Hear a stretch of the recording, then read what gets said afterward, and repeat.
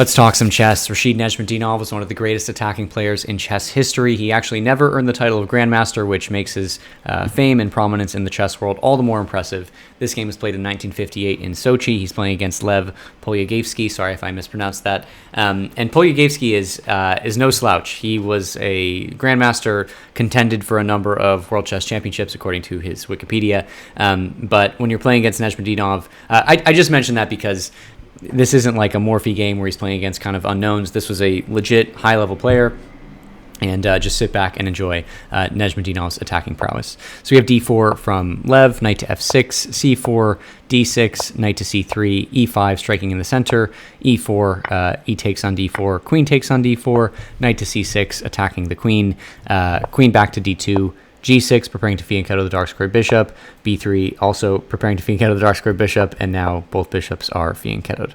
We have castle kingside by Nezhmetdinov, bishop to d3, developing a piece for Lev, and now knight to g4 by Nezhmetdinov. And this is the first indication that this will not be a normal game. This is going to be an intense attacking game. This opens up the long diagonal for the dark squared bishop on g7. It puts the knight on a very threatening square on g4. And here you just want to castle queenside and get out of the way and put the king to safety and not worry about this knight. But instead, Lev plays a principal move, which is knight g to e2, developing a piece. But this allows queen to h4 by Nezhmetdinov, getting the knight and the queen lined up, and now you can't castle kingside for the moment because then the queen would just take on h2 with checkmate. So instead we have knight to g3 by Lev, knight g to e5 by Nezhmetdinov. Very nice rerouting of the knight to e5, now attacking this bishop on d3. And now finally kingside castle by Lev because there's no more knight on g4, so the queen cannot take with checkmate because the king can just take back. But now we have f5 by Nezhmetdinov. He doesn't care that his king is protected by these pawns. He's going to march these pawns forward and use the pressure of the pawns and the knight and the queen to extract just material or a winning advantage by way of a checkmating pattern. So here we have f3 by Lev, sort of defending this e4 pawn, but now bishop to h6 by Nezhmetdinov, and this will be a very useful move as we'll see later in the attack. Don't forget about this bishop. In this case, the queen is defending the bishop, which attacks the white queen on d2, so the queen has to retreat to d1, but now you have f4 by Nezhmetdinov attacking this knight on g3, and the knight here pretty much has to retreat to e2, but now these are two sort of awkward defensive pieces that are blocking each other in and not controlling a lot of really important squares, although the knight is pretty good controlling this f4 square, so maybe not totally warranted to say it's not a great defensive piece. We have g5 by Nezhmetdinov, knight to d5, putting the knight on a powerful square with the ideas of some counterplay, but now g4. There's no stop, there's no let up from these pawns on the king side. Nezhmetdinov doesn't care that his king is wide open here. He's going to use these pawns to his advantage.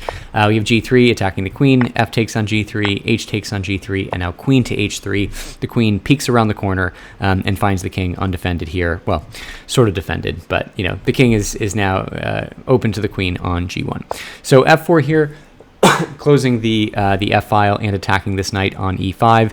Nezhmetdinov ignores this attack and just plays bishop to e6. And this bishop to e6 is a wonderful idea because now it means you cannot capture the knight with a pawn. If you take with the pawn, then bishop takes knight on d5. After you take back with the pawn, then bishop to e3 is completely crushing, leads to checkmate in one move, I think, after the rook blocks. This will just be checkmate because the rook is protecting the bishop and the queen is covering all of these other squares. And it's important to take the knight on d5 because that knight was, the white knight was protecting this e3 square, so you couldn't have bishop to e3 without the knight being captured. So long story short, you can't capture the knight with the pawn. This is not a real sacrifice. Instead, here Lev played c2, getting the bishop out of harm's way from the knight. We have rook to f7 by Nezhmetdinov, threatening to double up on the f-file, and now king to f2, trying to run away with the king to the queen side of the board. So queen to h2 check, king to e3, and now bishop takes on d5, getting rid of this very nice knight on d5. C takes on d5, knight to b4 by Nezhmetdinov, and this is sort of gives you the idea of how far in advance he's planning. He sees the king is making its way over to the queen side and wants to get pieces on the queen side in an attacking position to sort of create some mating net for this king.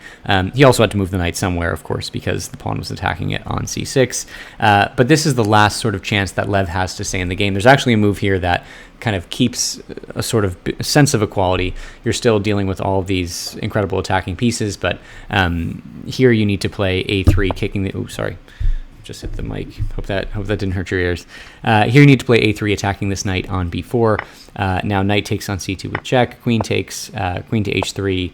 Well, we won't go into the line because we're going to see similar moves like that anyways.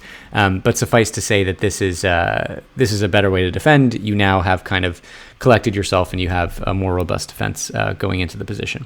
But instead here, Lev does not play a3, kicking the knight away. He plays rook to h1, which looks like a very reasonable move. The queen is almost trapped. The only square the queen can move to is g2, but then you would give up the bishop on h6. So it's hard to find a way out of this for Nezhmetdinov. Pause for a moment, see if you can find the proper move that he plays to continue the attack while I give you a couple of seconds. Okay, so here Nezhmetdinov completely ignores the queen on h2. He wants to activate this bishop. He wants to get the attack going, and he does that with rook takes on f4. A wonderful move because it allows Lev to capture 3 different ways. Lev can just capture the queen with the rook, which is sort of the original idea. Nezhmetdinov has ignored the queen or made a queen sacrifice by ignoring it, so you could do that. You can also capture the rook on f4. So let's see sort of what happens if you capture with the pawn. Then you get bishop takes on f4 with check. The queen is protecting the bishop. After knight takes on f4, then knight takes on c2 with check, and now all of a sudden the king has nowhere to go. All these squares are covered by the knights and or the queen and or the pawn, and so you have to capture the knight on c2, and after the queen takes, you're just up material with the black pieces. So you can't take the rook with the pawn, but if you take with the knight, knight takes on f4. Now you've abandoned the defense of the g3 pawn, so queen takes on g3 with check, king to e2, bishop takes on f4, bishop to d4, and now queen to f3 check, forking the king and the rook, and after the king moves, the king has to move to e1, king to e1, and queen takes on h1 is check, and now you've won a bunch of material, and Stockfish says you're even checkmating in 8 moves with all of these attacking pieces. That's not super hard to believe. So you can't take the rook is the bottom line. So Lev just says, okay, I can't capture this rook or I'm going to lose. Let me take the queen as originally planned. So rook takes queen on h2, but now we get rook to f3 by Nezhmetdinov with a double check from the rook and the bishop. The rook is protected by the knight and the pawn, so the king has to move, and indeed the king only has 1 square to move to, and that's d4. And it's important here that this bishop is doing a great job not letting the king get back to safety on the queen side. Can't go to d2. You also can't stay on the 3rd rank because the knights are covering these. I'm sorry, the rook is covering these 2 squares. So the king has to move to d4. But now bishop to g7, lining up with the king, and now if the knight moves away, you get a discovered check. And here there are no good moves to make, but Lev certainly does not play a very good move at all. He plays a4, and this allows for a very stylish finishing combination by Nezhmetdinov.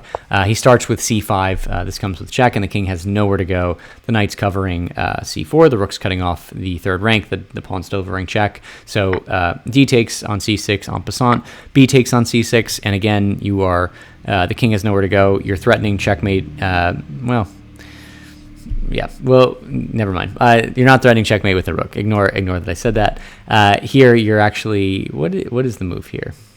I think it's just knight moves away now. No, I didn't do this line. Wait, is it okay? You're threatening a lot of things. Man, I should have done this line. Anyways, here the move that Lev makes, which is actually the proper move, is bishop to d3. And this is the correct move because it does give away a bishop, and Nezhmetdinov takes it, as we will see. But you need to block the rook from guarding the c3 square, which could potentially give the king an escape valve. It doesn't in this case because here Nezhmetdinov takes with the knight on d3. Maybe that's the move that I'm thinking of. Is this the move? No, it's not. Okay, anyways, ignore me. Here, bishop to, what am I doing here? Yeah, bishop to d3, knight takes, and now you have a discovered check from the bishop. King has to move to c4, d5 attacking the king. E takes on d5, c takes on d5, king cannot take the pawn because the knight is guarding it, and now king to b5, but now just rook to b8, getting the final piece into the game, checking the king. The king has one square to move to, it's a5, and now after knight to c6 with check, Lev resigned the game because the next move is king to a6, the only move, and now after knight to c5, the game is over because this is checkmate. The knight's checking the king, the other knight's covering this square, the rook's taking off the b file, and the game has ended. So really exciting game, incredible attacking stuff, got the king all the way from g1, marched it up the board to finish the game on a6. All of these pieces were instrumental in the attack.